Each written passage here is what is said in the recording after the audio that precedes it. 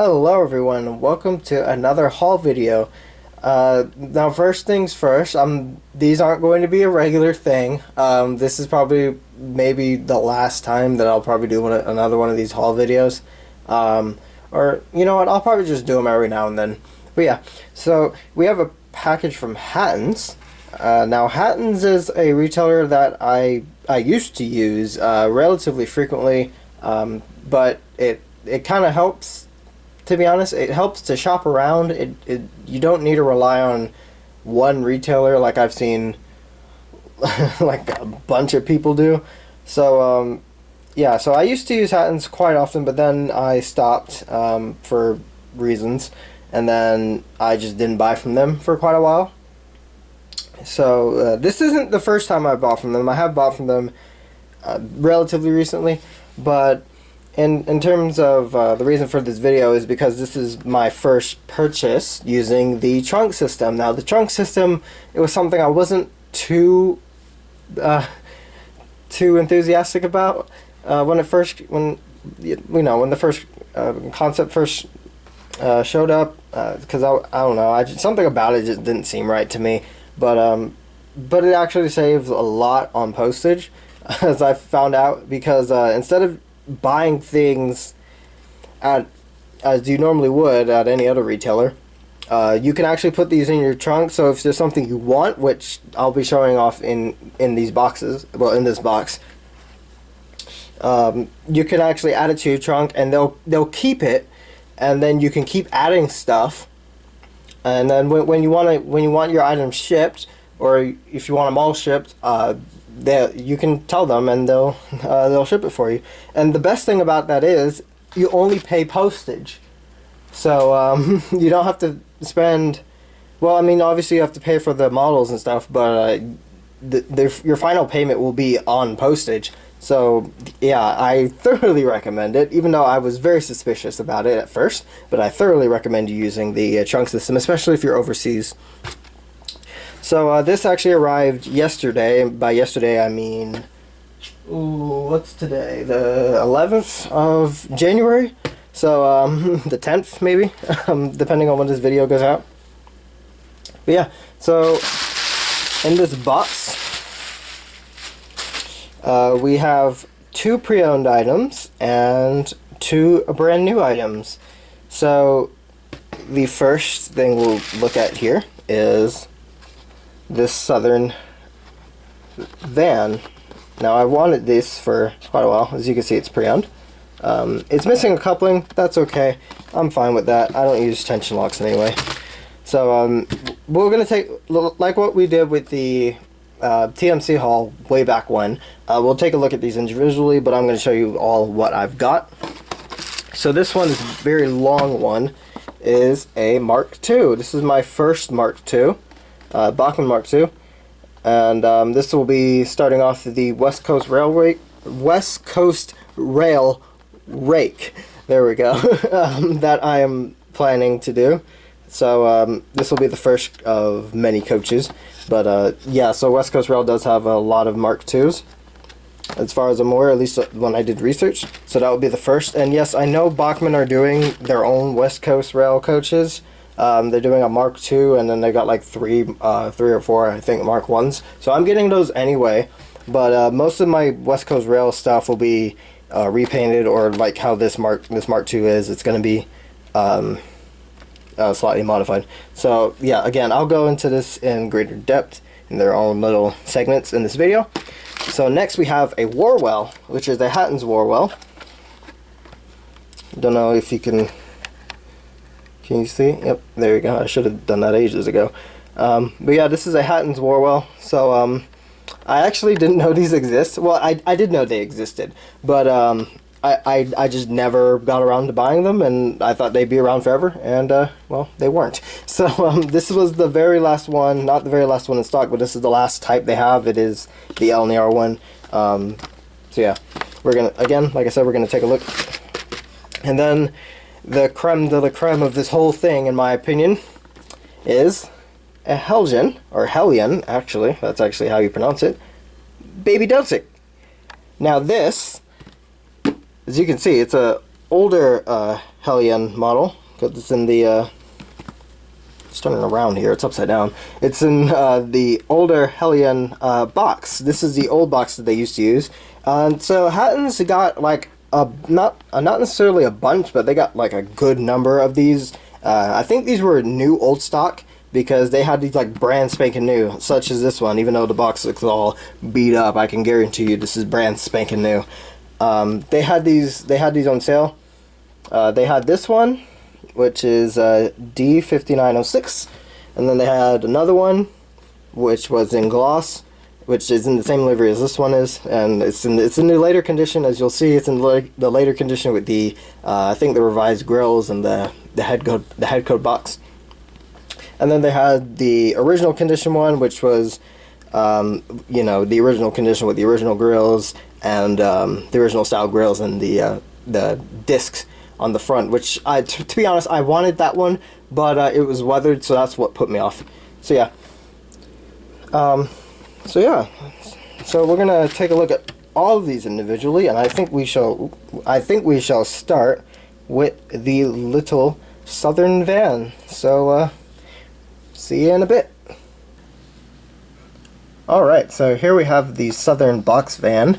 So yeah, so the main reason for this, me getting this, apart from me actually wanting one, was for, again, the Trevor's End, quote-unquote Trevor's End, because sometimes this thing, the box van that we have at the on the Midland and Great Western Railway, that thing gets around quite a lot. So yeah, so that's the main reason for getting this. So yeah, so on the listing it said that it was missing a coupling. As you can see, it doesn't have one. That's fine. I personally don't care, because I don't use tension locks anyway. But yeah, the wheels are, that one's a bit stiff. I think that one can use some oil, but the wheels look fine. And yeah, the vacuum pipe right here, I'm not sure what all that stuff is. But yeah, this is actually my first time looking at this, because I didn't get to look at it yesterday. So yeah, so the decoration is pretty nice. As you can see, I do apologize for the light if it's like a little too obvious. I am trying to work things out, so feedback is very much appreciated. So yeah, there are some marks on the roof here as well. Those are, not entirely sure what those are, but yeah, decent weight to it. Yeah, that wheel needs some oil. Yeah. Yeah, so that's the Southern box van. So, on to the Mark II. Alright, so here we have the Mark II. I think this is a FK. It should say. I do apologize. It's very, yeah, it's an FK. Yeah, I apologize. This thing is very wide. So these particular Mark IIs, the maroon ones, these are like extremely hard to find, at least with my luck, because I've been trying for a very long time, and I'm also trying to get this damn thing out of the box. It doesn't seem to. There we go. So yeah, so like I was saying, these maroon Mark IIs are extremely hard to find, at least with my luck. And you have, oh my god, you know, I'm just going to zoom in, there we go.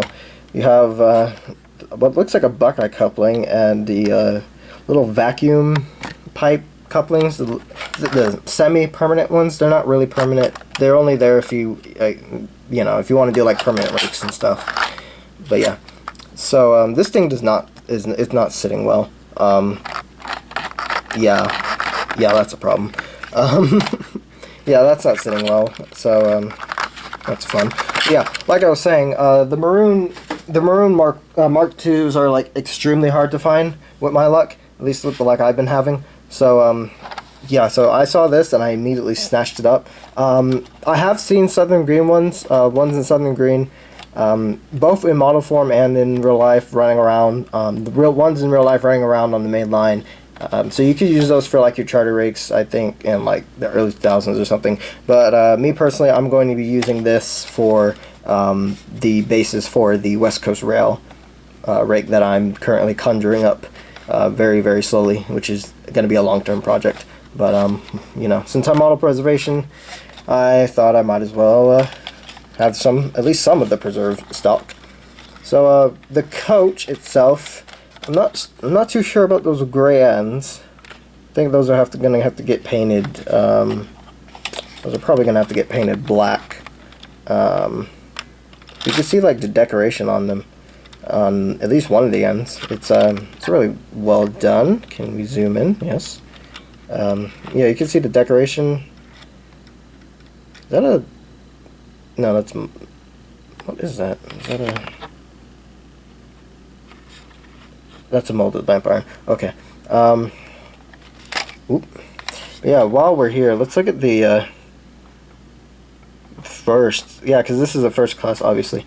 There's the number. The glazing is actually relatively intact. But yeah, so this is going to need some significant modification, I bet, to become a genuine West Coast Rail Mark II. So when the Bachmann one comes out, and also the Acura scale ones too, because I've got those on pre-order as well. So when those come out, I'm going to actually look at those and use those as a basis for this one, because I don't think I can just slap on some West Coast Rail transfers and call it a day. I think I'm going to actually have to paint the ends here, probably the roof. Well, the roof might be fine, but yeah, looking at the ends, I did notice that there's no hole for the Buckeye, so what's the point? I gotta drill the hole out anyway, so yeah, so very free rolling, very free rolling. That's excellent. Underframe detail is minimal compared to the Mark 1s and various other coaches. It's very minimal, but it's there nonetheless. So yeah. Also, the crest looks really good right here, but the BR crest right here. So I'm gonna have to do some research because I don't know when Mark IIs became a thing. I want to say like the late, probably the mid to late 60s, I want to say, is when they started showing up. But again, I'm gonna have to do some research because this is in maroon, obviously, so I don't know if this is like a fantasy scheme, you know, that is done in real life, or if this is actually genuine and Mark II's actually started showing up in like the late 60s, because I know blue and gray also started making an appearance as well in the late 60s. So yeah, some research for me to do, but let's move on to the Warwell, shall we? Whee! Alright, so here we have the Hattons Warwell. Now I know Oxford Rail do a Warwell as well, but I decided to go for this one, the Hattons one, mainly because it's a really stupid feature. You guys might think it's stupid, but because this one has sprung buffers and the Oxford Rail one, well, doesn't. So yeah, so this is the LNR one. They did make loads of them, I found out through research. They did do loads of them. I just never saw them. Probably because they flew off the shelves, but I do remember these being in development, and I do remember seeing loads of variations. You do get a detail bag, which is interesting, which contains pipes and little molded chain things that you would put on the buffer beam, and fake screw-link couplings. And by fake, I mean not the real ones that you can move, which, you know, sucks. So this still has tape on it, as you can see. This is still brand new. I haven't looked at this. The only thing I did look at, however, it was the baby Deltic. So that's the only thing out of this entire lot that I actually have looked at. So yeah. There we go. Exacto knife to the rescue. Did that work? Yes, it did. Good. Alright. Now it's wrapped in its little plastic blanket. Come here. You know what? Alrighty. So yeah, it's wrapped in its plastic blanket. And I have heard good things about these. So I know these have a die-cast chassis, and it is die-cast. It's really cold. So yeah. So again, the sprung buffers. I don't know if the camera's in focus. Is it? Probably not. Yeah. Sprung buffers on both ends. NEM tensional couplings that are attached to the bogies. A wealth of rivets and pipe work right here, which is lovely. You have, oh, are you gonna focus, camera, or do I need to? Yeah, I think I'm gonna have to zoom. Oh boy, there we go. So there's the writing, or the lettering anyways, which looks really nice and well done. The wheels look really good as well, so the trucks, well, the bogies, I should say. Yeah, sprung buffers. Wagons with sprung buffers are very, very rare, especially in 00.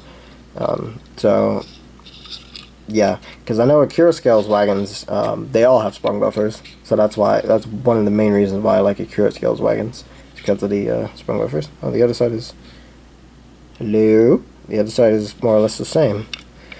Not surprisingly, it's a wagon. Alrighty. Loop. So yeah, that's the Hattons Haul well. I know they did one with the, they had like a rack on top. I actually did want that, but alas, those were gone, and this is the only one that's left. So, it's actually, like I said, very heavy. So I'm going to actually attach some genuine screw-link couplings instead of using those god-awful plastic ones that are in the detail bag that I'm very sick of seeing and ready to run. Anyway, now we move on to the creme de la creme, and that is the baby Deltic.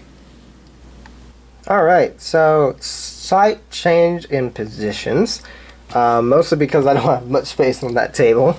So yeah, so this is the Hellion baby Deltic. This is I want to say a very old model, not very, very old, but relatively old, I think around like 2010, because this box is, one, Hellion don't use this box anymore, but they have recently gone back to this kind of style in some of their recent models, like the 45, and I think that little electric switcher thing.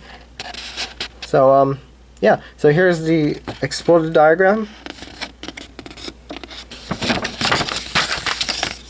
and here is what I assume is the manual. In fact, it talks about DCC. So this has clips, which is some people love it, some people hate it. Personally, I'm on the fence. Like, sometimes it's good, but it's also good to have screws. So yeah. So this side just talks about the model. Just says thank you for purchasing the Hellion baby Deltic. Yada yada yada. Yeah, talks about radius of curves. Has a 5-pole motor apparently. A very heavy die-cast chassis. It's very heavy. That's one thing I will say about this locomotive. It is very, very heavy for its small size. And yeah. And it also says this actually does. It's one of the older Hellion models, because Hellion used to fit a lot of details on the buffer beams, which people. It's always. You know, I'll talk about it later, but here is the prototype. It just talks about the prototype. They are building a new one. Well, kind of. They're building it out of a 37 with the last surviving, I believe, Napier engine. I forgot what kind of engine it is, but it's the last, I believe, like the last one in existence that are using that, and they're building it out. They're building the locomotive off of a 37.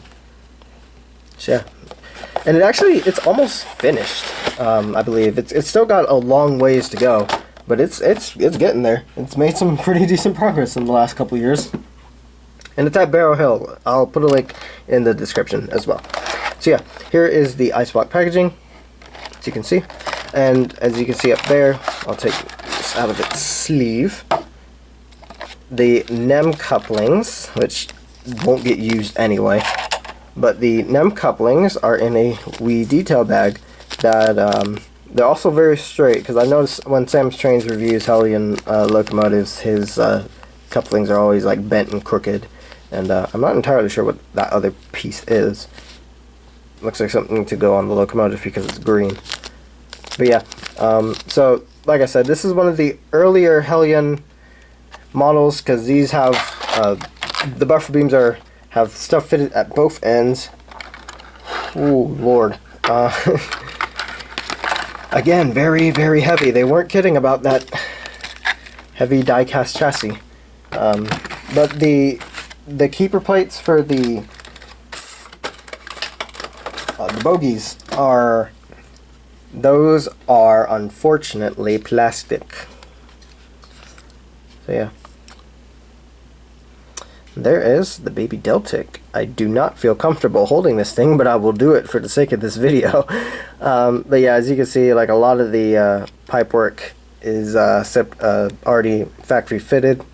So a lot of the screw link couplings and all the hoses and stuff, that's all separately fitted. That's done at the factory. Normally you do that in detail bag, and I think Hellion are going back to that now. Because the funny thing is, when these first came out, like when these Hellion locomotives first came out, people were they didn't have all this stuff on the buffer beam. You had to do it yourself, and people were complaining about it. So then Hellion started doing it, and now people are complaining that you can't really do anything. So, oh well, you can't please everybody. What I would do is I would do one end and leave the other end plain. With the I'd stick the tension lock in one end, and then I'd detail one end. That's what I would do if I was Hellion, but I'm not. So anyway, there's the head code. I'm not entirely sure what that head code stands for, so if you know, do let me know. You also have little stars. Handrails. The glazing is really well done. The windscreen wipers, the grills. I don't think they're etched, but they look really good. And again, the bogies, which are plastic, they're held in with clips. That's one thing I don't like about Hellion diesels, is the plastic clips. And there's also the shed code and the number. I believe that's the builder's plate up there, if we can read that. Yes, it is. So we have 34G for the shed code, and it looks like Vulcan Foundry for the shed plate. Not the shed plate, the builder's plate. There is detail in the cab. I have a very hard time seeing it, but trust me, it is there. The crests, it's meh. It's meh. The roof looks really well done. The fan, I believe, is actually molded into the grill, so it's not a separate etching. Same goes for that one. That one actually looks really good as well. But yeah, the roof looks really well done. Also, frantically trying not to break this thing, because I don't, again, like I said, I don't feel comfortable holding it. But I'm doing it for the sake of this video. There is a mark. I think that's done by the packaging. And then the other end. Sprung buffers, by the way, I believe these are metal. Or they might be plastic. But yeah, sprung buffers at both ends. So let's turn it under. And typical of Hellion locomotives, it is very oily. It's a little bit over lubricated, kind of like Hornby's. Let's talk about that real quick. Let's debunk this theory. So a lot of people have been, well, blaming shipping, or at least that's the excuse they want to give now for whenever one of my locomotives comes damaged. No, because this is a Hellion locomotive, and I've got 4 Hellion locomotives and a lot more on the way. They've all came completely fine. Nothing's broken, nothing comes damaged, nothing's loose, which is surprising because it is Hellion, and we all know what they're like. At least that was the meme, well, the meme, I suppose, a couple of years ago. So, compared to the Hornby locomotives, the countless Hornby locomotives that I usually order, out of, I want to say probably, this is a rough estimate, but probably out of maybe 25, 30 Hornby locomotives, about half of them have problems. especially my most recent one, which is of a certain A4 that is a record holder. That one was brand new as well, just like this, on sale as well, just like this. That particular locomotive, brand new, came broken. It did not work. It did not run. I should not have to fiddle with a brand new locomotive just to get it to run. So, for all of you saying it's overseas shipping, that's why all your locomotives come damaged, plus the countless Bachmann and Dapple, and again, Hellion locomotives that I've got. Out of all my Bachmann locomotives, I've only had like 2, maybe 3 come with something broken off, but all the other ones are fine. Dapple, the D-Class, because that was a right mess. Then Hellion, nothing, as of yet. All my problems are all on Hornby. So, yeah. So for all of you saying that it's overseas shipping causing all my damage, please find a better excuse, and thank you. So anyway, with that out of the way, let's get this little Babu Deltic onto the test track and see how it runs. Spoiler alert, it is very awesome. Alright, so here we have the Hellion Baby Deltic on our little bit of test track. Ooh, there's a oil mark. Yes, it is. Anyway, so we have our Baby Deltic on the test track. Do ignore the big green monster in the background. There's nothing wrong with that. That thing is perfectly fine. I've just been admiring it in between takes. So anyway, Baby Deltic. This thing has not run for probably since it left the factory. So depending on you know how long it's probably been about like 10 years, I want to say. This will be its first ever run.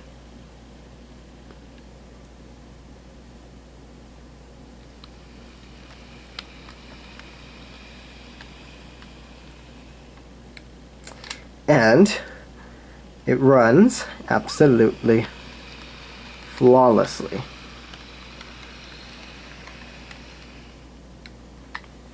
The head codes, the head code boxes do light up.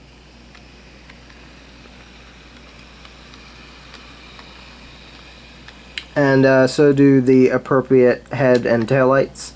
So when you're going in reverse, the lights show up as red. And there's not like much bleeding. There's actually barely any bleeding, which is good. But yeah, that's amazing. And this thing, like I said, this thing probably hasn't ran like ever. This is its first ever movements. It's been stuck in its box for 10 years. That is absolutely amazing. Absolutely amazing. I'm gonna run it past at 50%. And again. Yeah, that is beautiful. Absolutely exquisite. So yeah, that concludes this short, well, it's probably not short, it'll probably be like 20 minutes long, haul video, Hattons Haul video. Like I said, this will probably be the last one for quite a while, because I don't want to make this a regular thing, so just showcasing what I got using the Hattons trunk system. That's the only reason why I am doing this kind of video. So if you're overseas, if you're like me, if you're overseas, be it from United States, Canada, Australia, wherever in the world, New Zealand, do use the trunk system, because it will save you an absolute ton of money. Like I said, you only get to, your final payment will be a payment for shipping. You don't have to add stuff and then spend it all when you go to checkout. When you add your items to your trunk, you actually pay for the items then, and if you're from overseas, you actually get it a lot cheaper than the actual selling price, because this was 135, I believe 132, 135 pounds. I got this for like 120-ish, and that's like with the VAT deducted, because if you're in the UK, I'm pretty sure you have to pay that, but if you're from overseas, you don't have to pay that. So like I said, people say, oh, overseas stuff is expensive. It's really not. because you actually get it slightly cheaper. The reason why it's expensive is because of shipping. So this was all this stuff that you've seen today. This has all been shipped via DHL, because Royal Mail lately have been a royal pain in the ass. So now, example being, I ordered the locomotive in December, at the very beginning of December, and it did not show up until last week, so the first week of January, and that locomotive was supposed to be a Christmas present. So Royal Mail have really ruined Christmas for not just me, but for pretty much everybody. But yeah, so in total, all four of these items costed me £175. That's without VAT, and with VAT. Not with VAT, with shipping, it's 194. So that's very, very much a modern price. I would have got probably a Hornby tender locomotive, or even a Bachmann diesel or steam locomotive for that kind of price. So shipping, I used DHL, which got here relatively quickly. I actually love using DHL because they get here quickly. You can actually track your stuff. Unlike Royal Mail, which, you know, sometimes you can track, but with the whatever method Hattons is using, you can't track it, and then I end up like pacing back and forth for weeks, especially with, again, the locomotive that was supposed to be here for Christmas. I was actually freaking out. I was literally having panic attacks about it because I thought it was getting lost. I thought it got stolen, because you know how things are here in the States with porch pirates and stuff, which, for Lord of God, if that ever happened, oh boy. God help the person who steals any of my trains. So that's all I will say. But DHL, it's £19.